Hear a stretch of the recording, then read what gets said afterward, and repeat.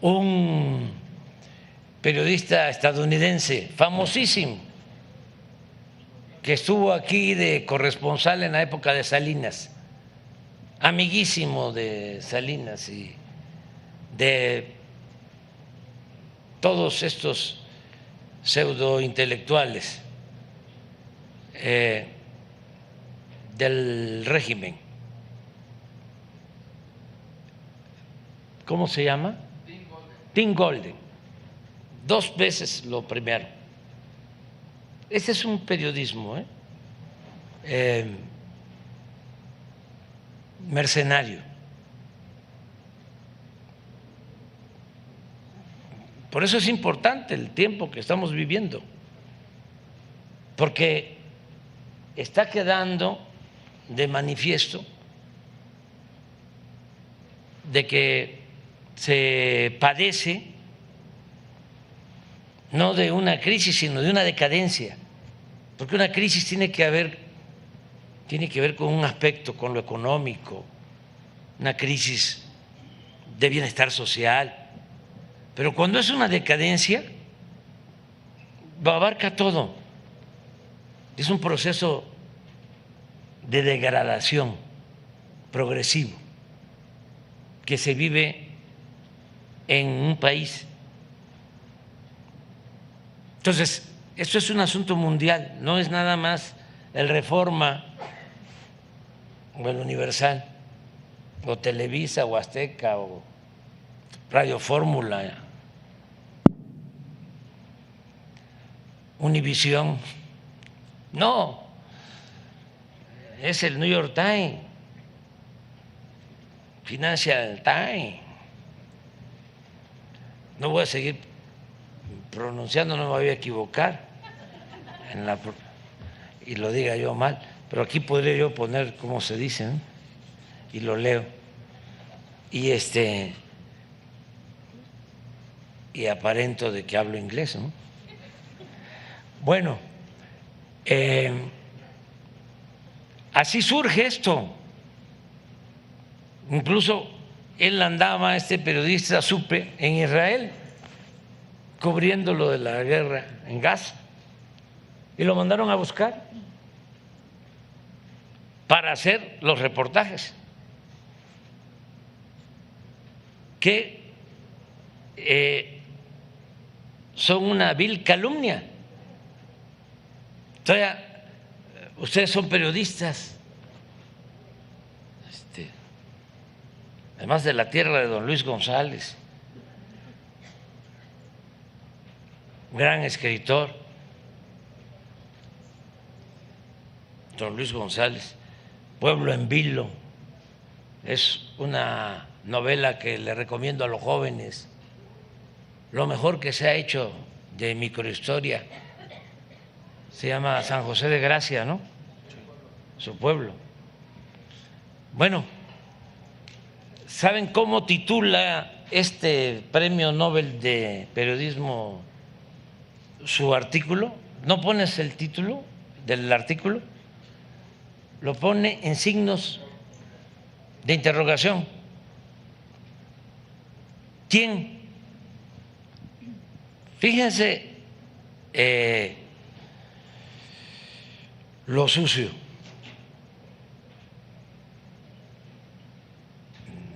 Lo malintencionado, lo calumnioso, la cizaña. Ahorita vamos a ver cómo lo titula. Entonces, leen el contenido, nada, absolutamente. Presidente, pero no, permíteme, es que es importante esto, porque si no, no hay texto sin contexto. O sea, luego la corresponsal del New York Times hace lo mismo en un escrito que le envía a Jesús. ¿Sí? Dígame cómo lo es. Así dicen los ministerios públicos, que diga como lo es, que si es cierto como lo es, así es, abogada, si es cierto como lo es, de que recibió dinero en su campaña del narcotráfico, así, más o menos. Y te doy de plazo hasta las 5 de la tarde. Así, con esa prepotencia. Entonces, sale el reportaje, nada, fue como el parto de los montes, parieron un ratón, ninguna prueba, nada, absolutamente. Claro, tuvo que salir el Departamento de Estado, el Departamento de Justicia, decir, no hay ninguna investigación abierta, sí, pero también en el AMPA del periodismo se aplica la máxima de que la calumnia, cuando no mancha, tizna. Y eso es lo que hicieron. Bueno, ¿por qué doy este contexto? Miren, el encabezado. Ustedes son periodistas y no tienen ese premio Nobel, y ojalá y nunca se los den. O sea, que no aspiren a eso. Miren qué vergüenza. Entregaron los narcotraficantes millones de dólares a la primera campaña del presidente mexicano López Obrador. El que no sabe lo que significa un signo de interrogación. Es que los medios le quitaron los signos de interrogación, los demás medios ya no. No, pero aunque quedara así, sin prueba, una vil calumnia. Y son tan arrogantes, tan prepotentes, ¿no? Pues es el New York Times.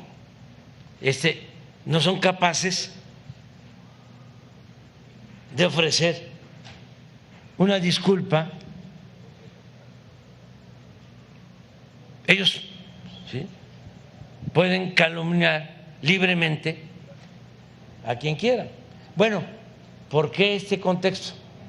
Porque resulta que un alumno de estos, pero yo no sé si alumno o maestro, porque pues estos parecen de párvulo, Loret de Mola se va a Guerrero, supuestamente, porque ese es especialista en montaje, a lo mejor lo hizo ahí en el Parque Hundido, ¿sí?, o en su rancho, allá en su hacienda en Valle de Bravo, puso su set ahí. Entonces entrevista a un encapuchado que pertenece a una banda de Guerrero y dice que a él le consta de que los zetas nos dieron dinero para la campaña. No hay prueba de nada, si acaso de que el que declara es hermano de un diputado del PRD en Guerrero. Pero eso tampoco implica al diputado, porque en las familias hay, no se puede culpar, pero da la casualidad. Luego surgen, que eso es lo que me estás preguntando, porque López Dóriga ayer, antier, qué barbaridad, es la primera vez que un grupo de narcotraficantes sale a defender a un presidente. O sea, como tenemos supuestamente alianzas, ¿no?, vínculos, salen a defenderme, o yo les pido que salgan a defenderme. Fíjense el nivel de perversidad de López Dóriga, de lo de Mola y de sus jefes, porque al final de cuentas estos son empleados de los potentados, de los oligarcas. Entonces sale un grupo enmascarado de otro cartel defendiéndome. Que no es cierto lo que dijo el otro. ¿Qué pasa en Guerrero? ¿Qué pasa en Michoacán? ¿Qué pasa en el país? Pues hay grupos y se enfrentan entre ellos. Entonces, van a seguir seguramente declarando. Si alguien está involucrado, pues van a aparecer pruebas y entonces quien tiene relaciones de complicidad con la delincuencia organizada o con la delincuencia de cuello blanco, pues es un presunto encubridor, cómplice o también delincuente. Y eso ya cae en la esfera del derecho penal. Entonces, un candidato no puede, independientemente de lo moral, legalmente ser elegible si tiene antecedentes penales. Cuando Pero yo sería entonces dirigí hasta que se corroborara. Morena, pedimos a la Fiscalía General, entonces Procuraduría, y a todas las instancias, le mandamos la lista de los candidatos, que eso es lo que yo creo que deben hacer los partidos, es una recomendación. A ver, aquí están todos los candidatos, porque no basta con la carta de no antecedentes penales, y así ya no hay ningún problema. Pero entonces, aunque haya estos señalamientos y si no se corrobora, si no se confirman, no pierden estos derechos políticos. Esa sería su opinión, Sí, sobre todo en sí, este proceso. Y además, el que nada debe, nada teme, y si no están involucrados, ¿por qué los van a hacer a un lado? Claro que quisieran los del bloque conservador, y López Dóriga, y Ciro, y Loret, que no fuesen candidatos quienes no son de la simpatía de sus jefes. Pero todos tenemos derecho, de acuerdo a la Constitución, a votar y a ser votados. Y en algunos casos reelegirse, como es el caso de la presidenta municipal de Chilpancingo. Si legalmente está permitido. Sí. ¿Sí? Pues sí. ¿Quién aprobó lo de la reelección? Porque yo estoy en contra, ¿eh? Yo soy maderista.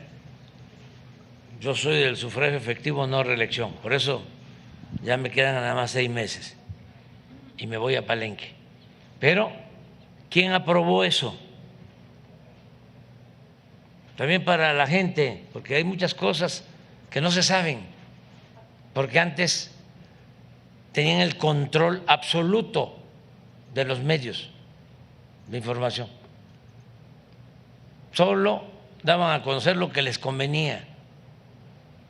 Estoy seguro que los que nos están viendo, nos están escuchando, la mayoría, la inmensa mayoría, no sabía que esa fue una reforma que hicieron los del bloque conservador, porque no puedo mencionar a los partidos, pero el bloque conservador sí. Esa reforma. Y yo estuve en contra. Muchos estuvimos en contra. Porque también ya basta, ¿no?, de tanta hipocresía. ¿Cuál es la doctrina del conservadurismo? La verdadera doctrina, la hipocresía, la doble moral, el doble discurso. Entonces hay que seguir aclarando las cosas. Si legalmente alguien no puede, ¿qué buscaba Fox cuando me desaforaron? Lo que buscaba era de que yo quedara sujeto a proceso y no pudiera ser candidato, que mi nombre no apareciera en la boleta. Bueno, hasta de estos conservadores, cuando dije no me voy a amparar, aquí los espero y voy a la cárcel, fueron del bloque conservador mandados por Calderón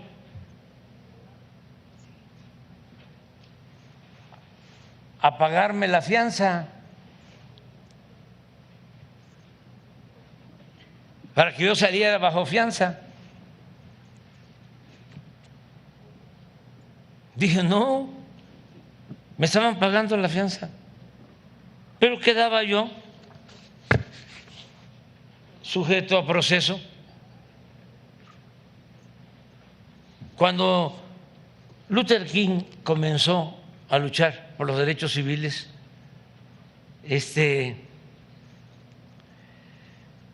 fue a la cárcel porque se pasó un alto, supuestamente. Y una de las veces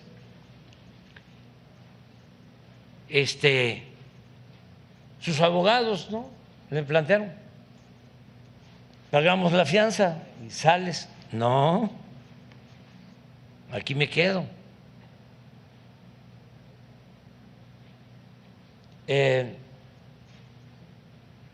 Y muchas veces fue así.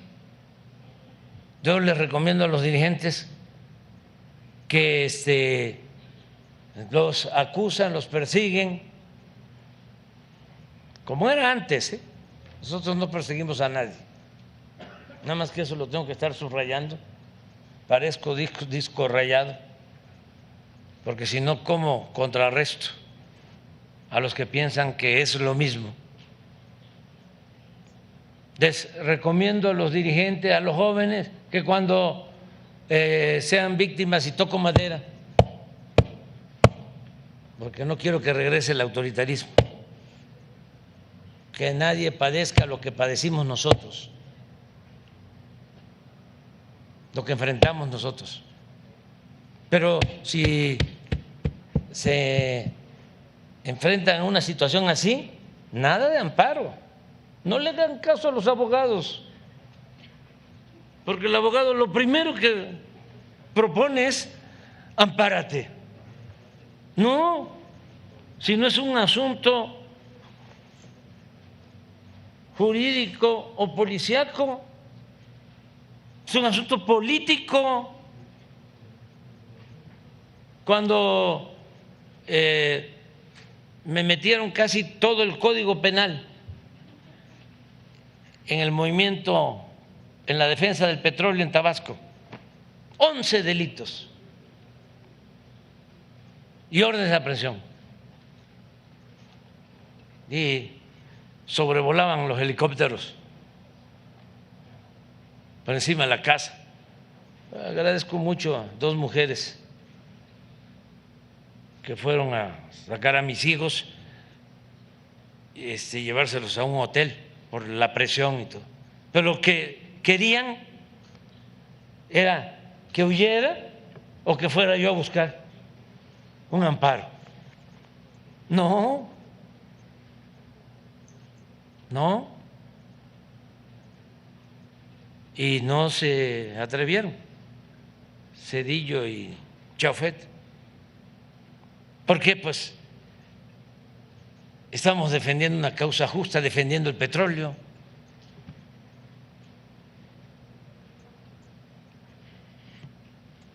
Entonces, todo esto es muy aleccionador. Estamos viviendo tiempos interesantes, muy interesantes, y va a continuar la guerra sucia, lamentablemente, pero tampoco es algo nuevo.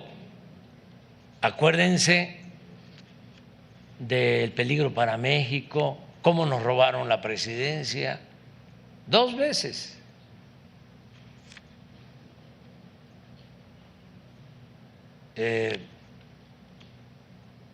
Y estaba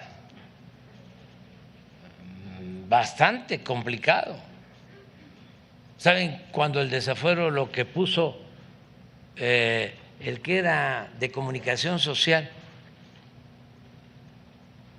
de Salinas, Otto Granados, que el gobierno anterior fue secretario de Educación y antes gobernador de Aguascalientes.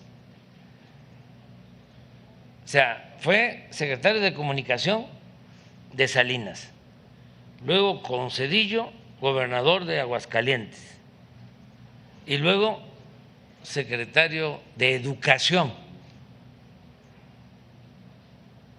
Decía cuando el desafuero